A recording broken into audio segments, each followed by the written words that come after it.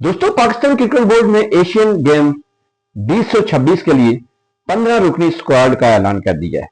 और सबसे बड़ी खबर यह है कि टीम की क़यादत साहिबजादा फरहान के सुपुर्द कर दी गई है। दोस्तों, साहिबजादा फरहान हालिया अरसे में डोमेस्टिक क्रिकेट और पीएसएल में शानदार फॉर्म दिखा चुके हैं और अब इन्हें पाकिस्तान की नुमाइंदगी का एक बड़ा मौका मिला है।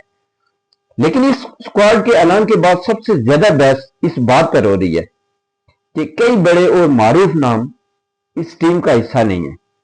पीसीबी ने इस बार नौजवान और उभरते हुए खिलाड़ियों पर एतमाद किया है, जिनमें इब्रार अहमद दानियाल, आकिफ जावेद, अली रजा, अरफात मिनास और दीगर बासलाहियत खिलाड़ी शामिल है। दोस्तों, इस इंतखाब से वाज़ेह होता है कि बोर्ड मुस्तकबिल की टीम तैयार करने पर तवज्जो दे रहा है और नए टैलेंट को बैनुल अक़वामी सतह पर आजमाना चाहता है।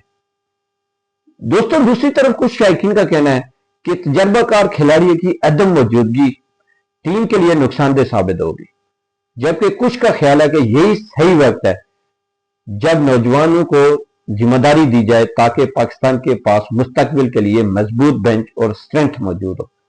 अब सवाल यह है कि क्या साहिबजादा फरहान की क़यादत में ये नौजवान टीम एशियन गेम्स में पाकिस्तान को कामयाबी दिला सकेगी?